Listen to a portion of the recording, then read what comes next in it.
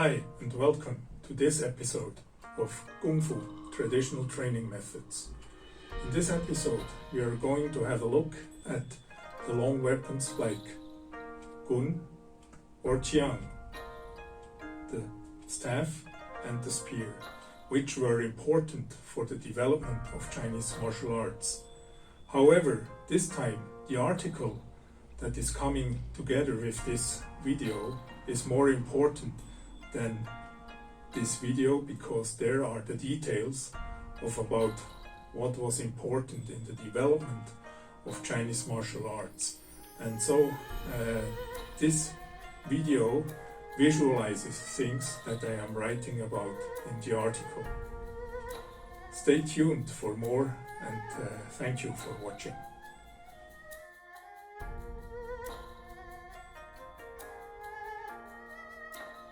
At the beginning was the staff, and from the staff the spear was developed.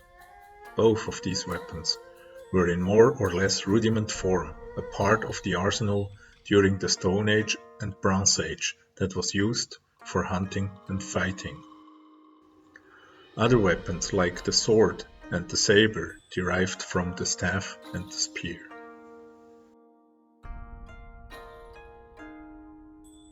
Later, the armed forces played an important role in the development of these two weapons. From the armed forces, these weapons made their way into traditional Chinese martial arts.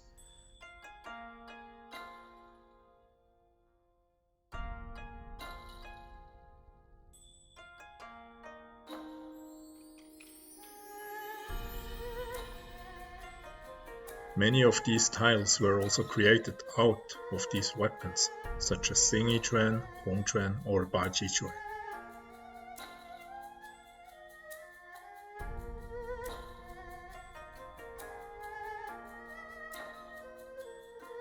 In the late Ming and early Qing dynasty, several famous manuals were written by famous generals like Xingyiquan and Yu Dayou, and other experts like Chen Zongyou, Wu Shu, and Mao Yuanyi, who wrote the famous Wu Beizhi, which is known in Japan as Wu Bishi.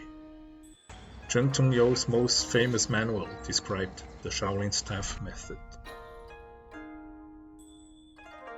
Chen Zongyou mentioned in his manual Shaolin Gunfa Zhangzong that there was the method Yin Zhou Gun. From 6 routines he described one in his manual. Yin Zhou described the method, which means that both hands are holding the staff the same way, which is unusual. With time, most Yin Zhou techniques were replaced by other techniques, and there were only a few left in what we know today as Yin Zhou Gun.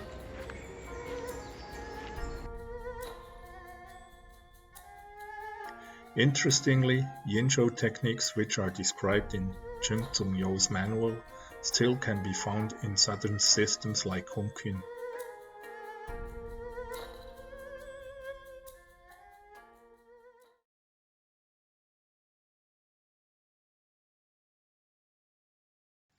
Another interesting fact is that in Hung Kyun is a staff method called Baguazhang, and in some lineages from this method derived a spear method with almost the same structure, and it's called Baguazhang. In general, we can say that the weapon techniques in the southern styles were mostly imported from the north. The long pole, on the other hand, had also influence from the red bows, where opera troops lived and Hung Kyun and Wing Chun fighters were hiding from imperial troops.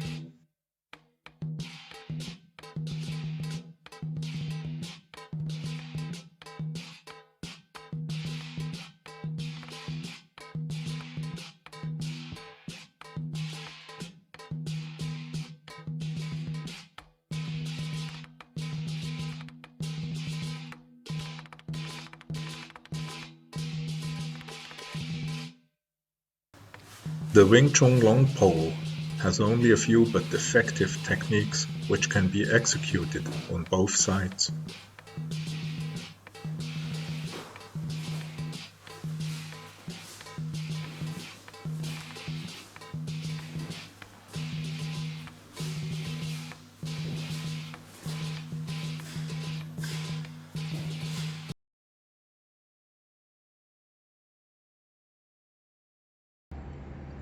The northern styles instead mostly derived from weapons like the staff and the spear. There are still names like Liang that are used in routines of styles like Chen style Tai Chi Chuan. We have to consider that the original Liang was an army spear with pyrotechnics on top, and therefore the techniques were limited. The routine in Chen style is also a combined spear and staff routine, and therefore all circular motion in the routine is from staff techniques. The Chenze Dagan instead clearly derived from the spear, as most techniques also can be executed with a spear instead of a staff.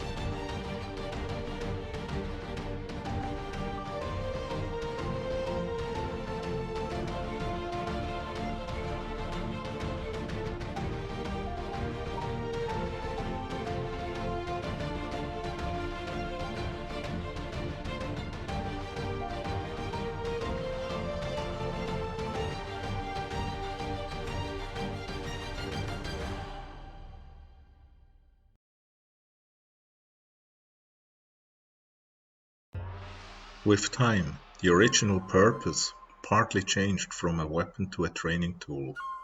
The staff and the spear can be used the same way. Many basic exercises are training body mechanics and support the way to generate force from the body center, Dantian. Therefore, the long weapon, like staff and spear, are still effective training tools which support the improvement of the basic structure of the applied style.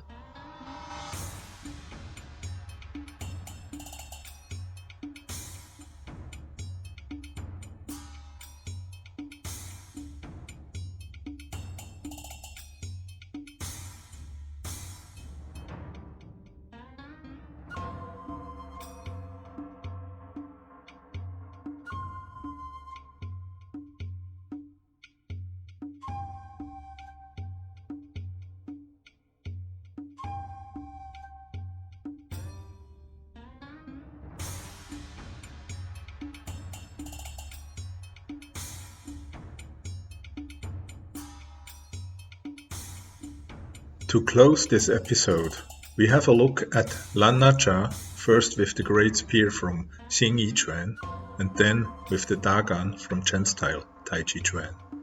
As a conclusion, we can say that long weapons in Chinese martial arts have all the same roots.